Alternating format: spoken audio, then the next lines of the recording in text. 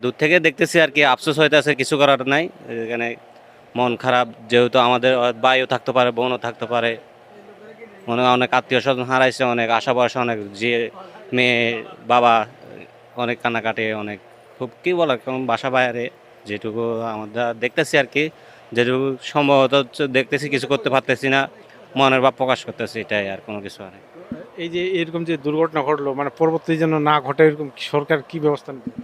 সরকারের পরবর্তীতে এখানে যে বাস স্ট্যান্ডগুলো আছে, যেগুলা ড্রাইভার আছে আর কি, ওদের নিকট দায়িত্ব একটু দেখার, ওদেরকে দেখার আওতায় আনা দরকার।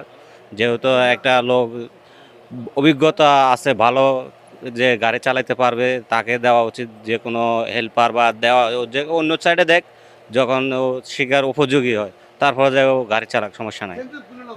শুরু থেকে তো আর ড্রাইভার হওয়া যায় না, আস্তে আস্তে দেখতে দেখতে শিখতে শিখতে ড্রাইভার হয়, অভিজ্ঞতা বাড়ে, অভিজ্ঞতা থেকেই একজন অভিজ্ঞতা ড্রাইভার হয়। তো এখন সে শুরু অবস্থায় যদি এই যে গাড়ি ছাড়া গাড়ি নিয়ন্ত্রণ করতে পারে না, এ ব্রেক ক্লাসে পাড়া দিবে না ব্রেকে পাড়া দিবে, এ তো কোনো কিছুই বুঝতেছে না, এ তো অবশ্যই দুর্ঘটনা ঘটানোর প্রয়োজনে কাজ করতেছে।